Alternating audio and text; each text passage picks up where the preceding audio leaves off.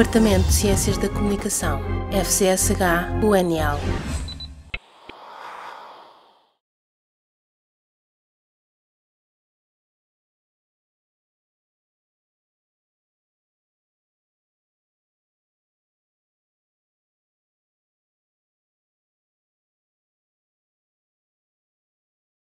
Queria pedir a vocês que tivessem um pouquinho de paciência, se por acaso eu estiver falando muito rápido ou muito devagar ou usando um vocabulário que seja estranho. A gente às vezes pressupõe que é português, mas tem uns estranhamentos, vocês podem interromper, me perguntar. Tem termos técnicos também do telejornalismo que às vezes a gente não partilha. Mas o que eu queria aqui discutir um pouco com vocês, então, seria aquilo que eu considero que é uma das principais tendências do telejornalismo no Brasil, que é aquilo que se chama, usando aí o vocabulário do inglês, que é o infotainment, que é essa relação entre o information e entertainment, e aí faz esse neologismo, que eu não considero como um gênero. Eu sei que às vezes, por exemplo, na França, quando se fala de infotainment, se fala especificamente de um tipo de programa específico. Eu não sei aqui em Portugal se o uso se refere a isso. De todo modo, eu estou usando aqui como um neologismo que simplesmente nos diz do embaralhamento de fronteiras entre informação e entretenimento, que não é específico do telejornalismo, que eu sim me preocupo por esse fenômeno a partir do telejornalismo. E que, claro, ele é um fenômeno que, de algum modo, é um fenômeno mais geral. Eu acho que participa de um certo contexto do cenário televisivo e midiático contemporâneo, que tem a ver com a questão da desregulamentação, da concorrência, ampliação da concorrência, convergência de tecnologias e também convergência de mídia. Mas eu acho que tem algumas especificidades quando esse contexto geral dialoga com o contexto brasileiro, em especial o contexto econômico e social que a gente vive agora.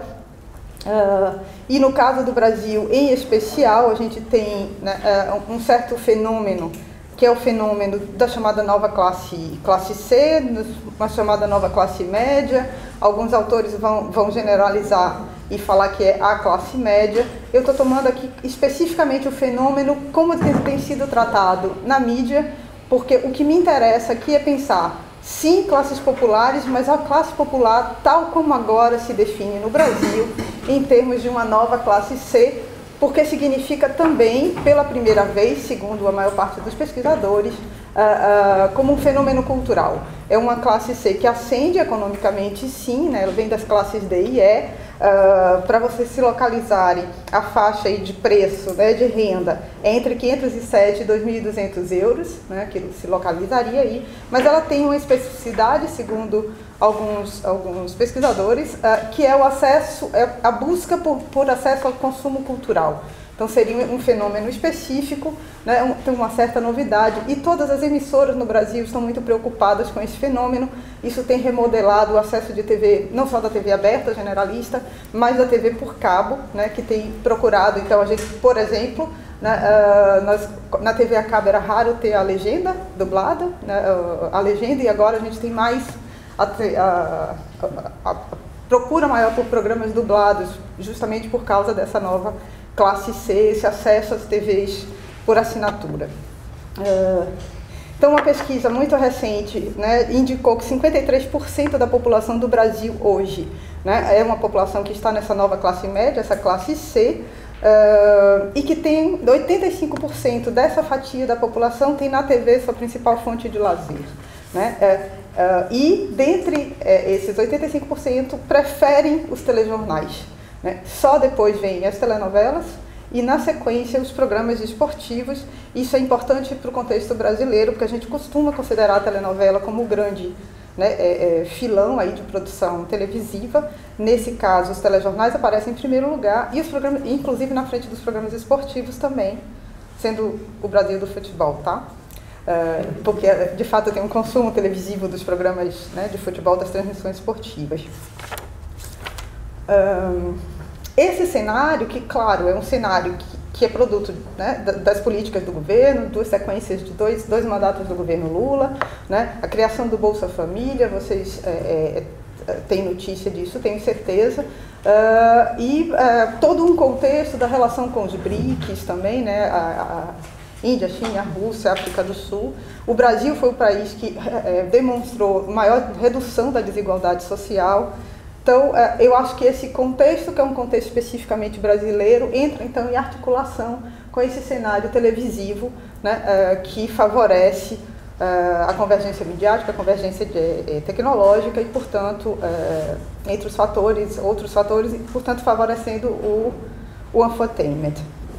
Eu vou falar um pouco aqui de alguns programas que fazem esse embaralhamento de fronteiras, jornalismo e entretenimento. Vou mostrar aqui 2 trechinhos de 2 programas bastante significativos que fazem isso, no meu entender, de modo positivo. O João vai trabalhar um pouco com o Globo Repórter e acho que vai dar tempo da gente mostrar para vocês também um pedacinho do programa. Então, um dos programas que me chamou a atenção, né, em relação ao infotainment foi o Custe o que Custar. Vocês tiveram aqui o Caia Quem Caia? Alguém lembra dele? Que é um... Ah, eu CQC. É o CQC, sim. É o CQC. Passou na TVI um tempo. TVI um tempo, se eu não me engano, 2006, eu acho. Não tenho certeza. Para nós, ele é um formato argentino, da iWork 4 cabeças. Na Argentina, ele começou em 95. Para a gente, no Brasil, chegou só em 2008. Né? E é um programa que me parece bastante interessante do ponto de vista desse embaralhamento de fronteiras, jornalismo e entretenimento. Em alguns países ele fez muito sucesso, em outros nem tanto. Na França, por exemplo, só levou um verão. Né?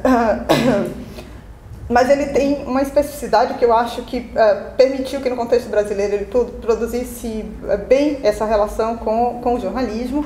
Porque, primeiro, ele foi para uma emissora que não tem grandes comprometimentos com a audiência nem com o anunciante. Então, é uma emissora que tem uma certa liberdade. Não é a Globo, é um programa que não poderia passar na Globo, né?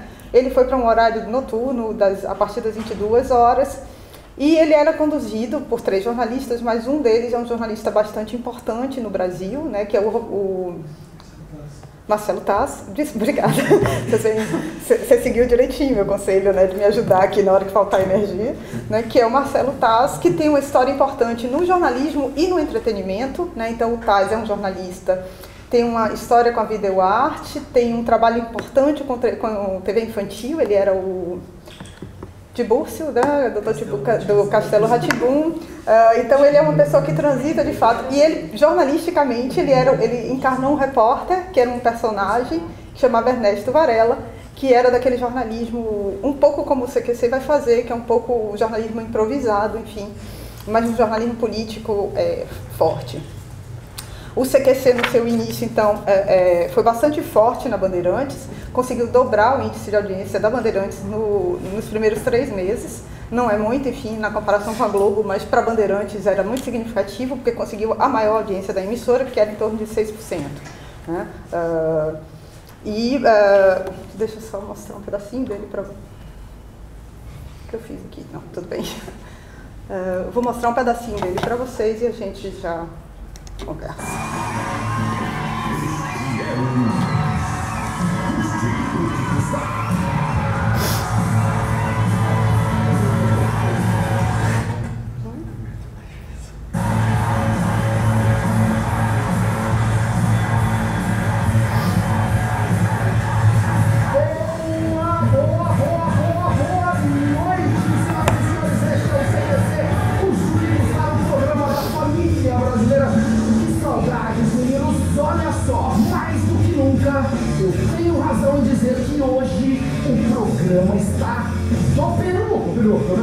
Olha, a cúpula latino-americana e a União Europeia se reuniu em Lima, no Peru.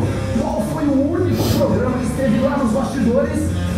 Este programa viu o CQC Rafael Cortez entrevistando Zapatero e etc. Presidente Lula, Cristina Kirchner, todo mundo lá. Eu nem vou falar nada, vocês vão ver agora um resumo do programa de hoje e a gente volta. 2 minutinhos. Olha isso. Que o presidente Lula tá do nosso lado. Quem sabe que seus amigos são muito difíceis falar com você, viu? O que você tá achando do CQC? Tá gostando? Aqui não temos o rei espanhol aqui. É perigoso que Zapatero diga alguma coisa desagradável outra vez para tudo. Presidenta, somos los cos'è Brasile? No, no, siete in Brasile, no? Pensé que solamente esa plaga existiera aquí. Continua fazendo pipi. Continua. Sua música descer a Rua Augusta a 120 por hora. Hoje em dia em São Paulo é impossível fazer isso, né? Foi o dia que eu tomei posse como presidente da Caixa Econômica Federal. Você tomou posse já da Caixa Econômica Federal inteira ou só do cara? Eu sou uma árvore que, infelizmente, eu tive um pequeno problema com os meus familiares.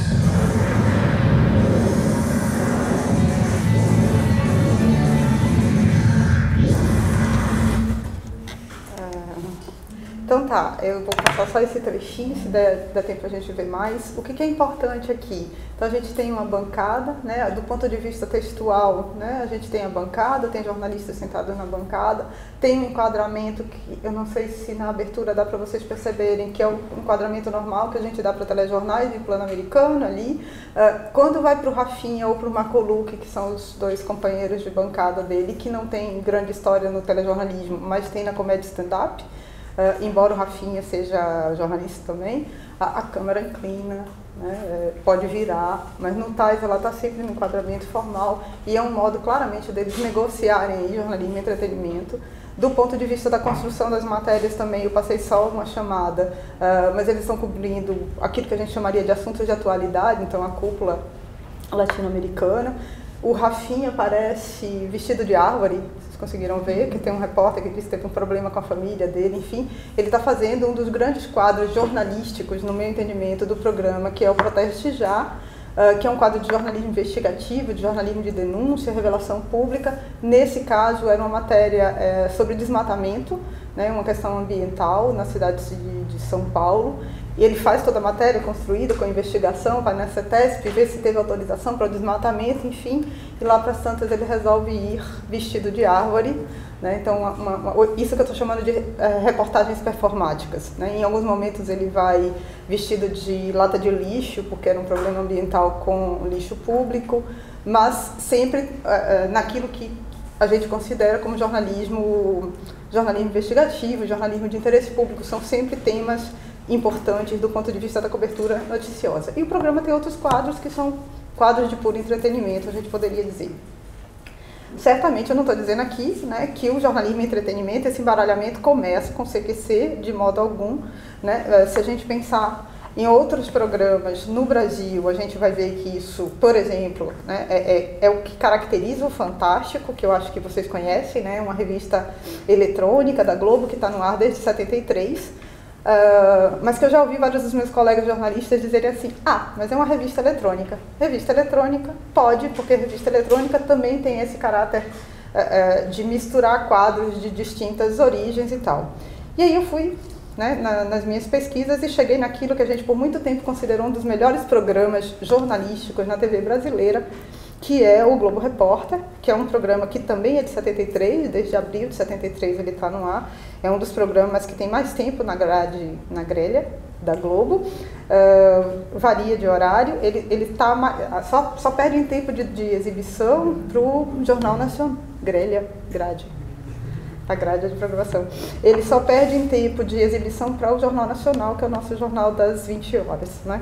E o Globo Repórter ele tem uma história que me interessa bastante, para pensar essa relação jornalismo e entretenimento e, ao mesmo tempo, para pensar a configuração propriamente de uma linguagem televisiva no Brasil. Se a gente pode falar